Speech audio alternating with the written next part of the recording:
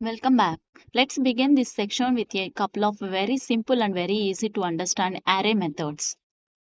At the beginning of your new section, make sure to grab your starter files and open them in VS Code. And then open the JavaScript file which contains our code. But for now, don't worry about any of this code. I will explain what all of this is and I also what else we have in our starter files in a couple of videos from here. And all right, so we have the application part for the app we are going to build in this section. And then here we have the lectures part, which is bit more for the concept themselves.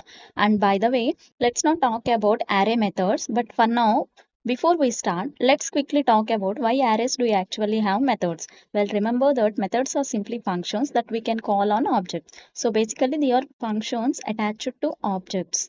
So if we have array method, that means that arrays themselves are also objects. And so these array methods are simply functions that are attached to all arrays that we create in JavaScript.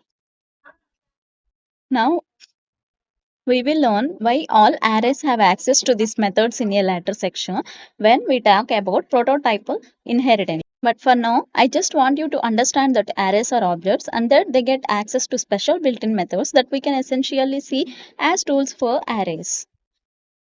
Now in this lecture, we are going to start by learning some very simple tools that we can use on arrays. Now let's start by defining a simple test array, that is let array that is equal.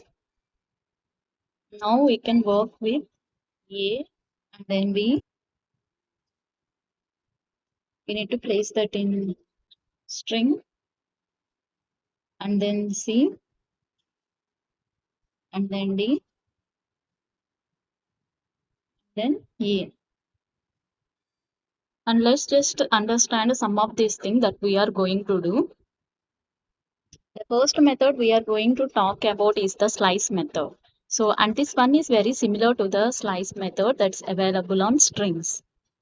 So, with the slice method, we can extract part of any array, but without changing the original array. So, essentially, we can take a slice of an array, and so that's why it is called a slice. That is here, just write array dot slice.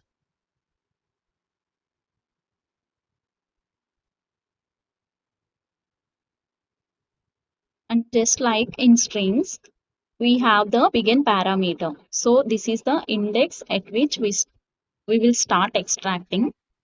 So let's do, and here that is at C, 0, 1, 2, that is at C. So then this slice method will return a new array with this. So we need to log this into console. So let's log this into console.log. Now let's see that this does not mutate the original array, that is this one. So, and instead it returns a new array. So a copy of the array, but only with the extracted parts. Now let's reload here and let's inspect. Now let's reload here. We get that array of C, D, E. So which is a slice.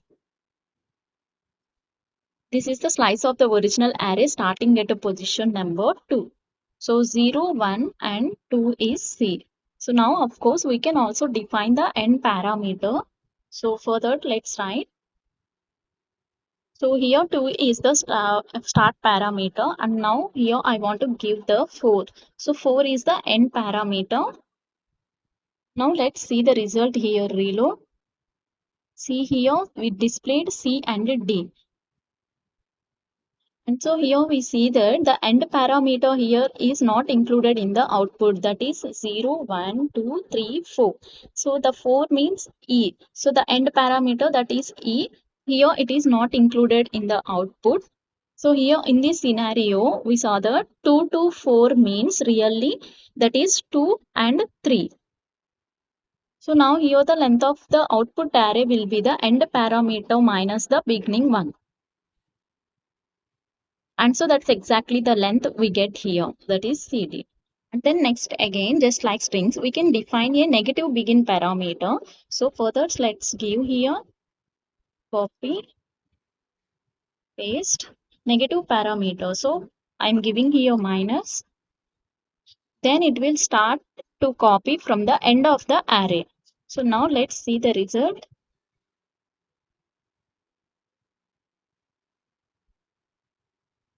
See here we got the D and E.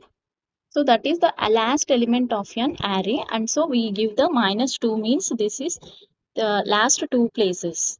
Now let us see an example with the start and end parameters. That is, let's give here. We can also end this with start with, I'm here now I am starting with the 1 and then I'm ending with -2. Now let's see the result. See here it is displayed that B and C. So it is starting with the first, that means 0, 1. So it is starting from B, and then we have given that the -2 as the end parameter. That is these two end parameters. So it is displayed B and C. Basically here in this, it start extracting from position 1, that is 0, 1, B, and then here it is extracting till the position when we have the end parameter. That is here the -2 is the end parameter. So the position -2 is D. So till -D it will extracting. But here we have that -D is not included in the output. So it displayed B and C. Now, let us see some more examples. Let's now create a shallow copy of any array. So here without passing any arguments, now let's see.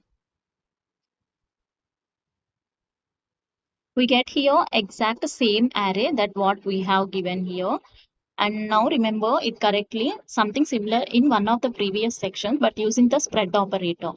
So creating a new array and then expanding the original array into that. Let's now write that here, console.log. Now let's see the result. We got the original array into that, so give the exact same result. So the question is, should you use the spread operator or the slice method in order to create a shallow copy? So well, that's actually entirely up to you. So it's just a matter of a personal preference. The only time you really need to use the slice method here is when you want to chain multiple methods together. So calling one after the other, and we will do that of course later in this section. So that is the slice method. Right here, slice method. Let's talk about the next method, which is called splice. This is similar to the slice method called splice method. But here the fundamental difference is that it does actually change the original array. So it mutates that array. Then let's write the console.log array dot splice. That is I'm giving the 2. Here now let's see the result. Now here we have the same result that what we have given, that slice 2 and slice 2. Both are the same. But the difference is that let's see the original array. So now let's see the result. See here we see that all that remains here in our original array. Here in slice method, the extracted elements that we see, that CDE, that all are gone from the original array. This means that splice method deleted the extracted ones, and so what we can see is that splice actually does mutate the original array. So it takes part of the array and returns it, and then the original array itself. Original array itself loses this part. Now practice, most of the time the value that the splice method returns doesn't even interest us. All we are usually interested in that one or more elements from an array using splice. So one pretty common use case is to simply remove the last element of an array. So let's actually do that. Let's say array dot splice and then -1. So it is just slicing the slice method. -1 here is the last element. So the begin and end parameters was exactly the same. So as the slice method and also in the splice, just get rid of the one here, this one. Now let's see the result. It is displayed the array, but except the last one. And so if we want to more examples like this on how to use all these names, let's write here MDL. You can use the MDL array splice.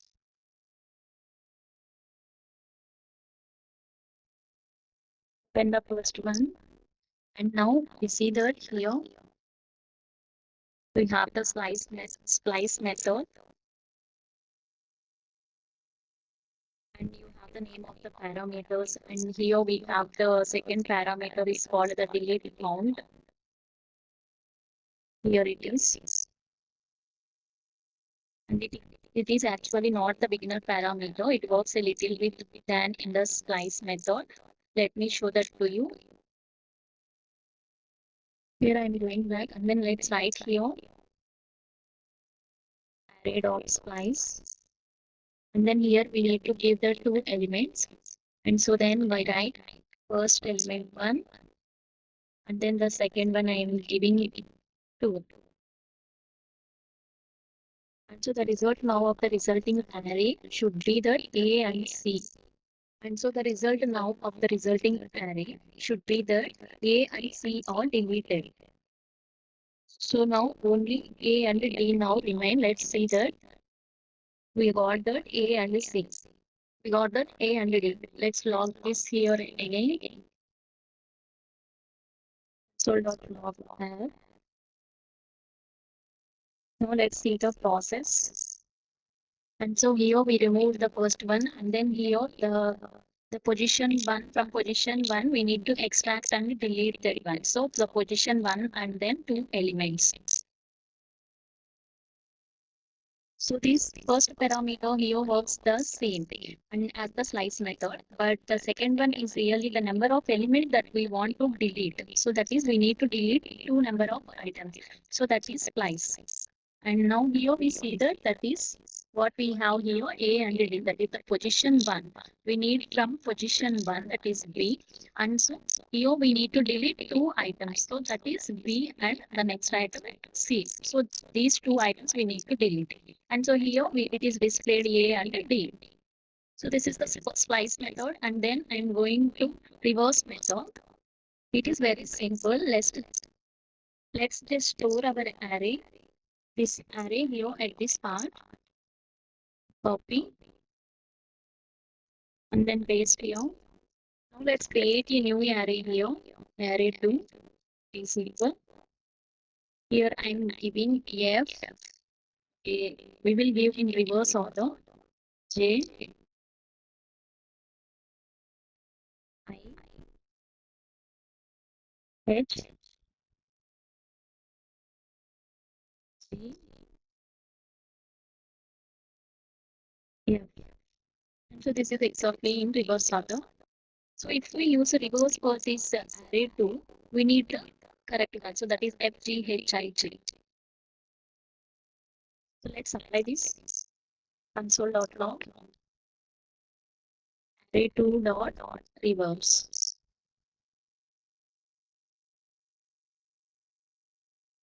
Now let's see the result. See here we have that array2, that is array2 of F, G, H, I, J. Now here the array2 is displayed the reverse order. Here in reverse method we have an important note that the reverse method mutates the original array. So that is console.log write your array2. Now see the results. So here the reversed array mutates the original array. So that's why it replaced the array with the reversed one. Here this is one of the important thing we need to know, that which method is mutating and which method does not mutate the array. So in a certain situations, we might not want to mutate the original array.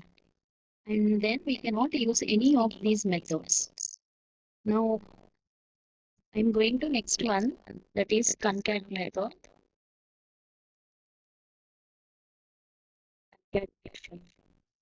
So this is used to concatenate the arrays. So let's create a variable called letters. In letters, I'm giving the array dot concat array 2. Now let's log this into console.log letters. Now let's imagine that what is the result that we expect. Here array dot concat array 2. That means this array concatenation and then array 2. Let's see here the result. We have that array 1 that is A, B, C, D, E. And then we are adding the array 2 that is F, G, H, I, J. We have the first 10 alphabets. So the first array will be on which the method is called. And the second one is the one that we pass into the concat method. So once again, we already did this before in another way. So let's write this console.log. Okay. Then again, array 2. So this will also give the same results, but it also does not mutate any of the involved arrays. So now let's see the results.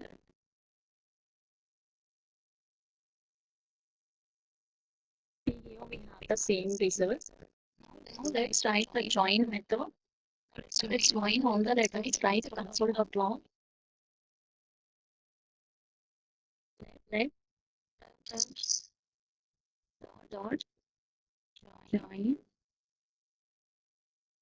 So I'm giving here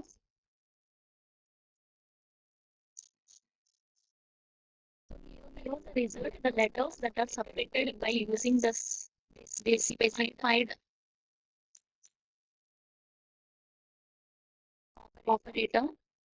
And so here, if remember that you already know the push shift, pop shift, index of n includes from the intersection. And now, if we ever lost track of all these different things and how they work, you can always come back to these videos. And of course, you can also check in the secondary documentation. These are all the simple array methods that we have. I hope you have better understanding of all these. And this is all about the session. We'll see you in the next lecture. Thank you.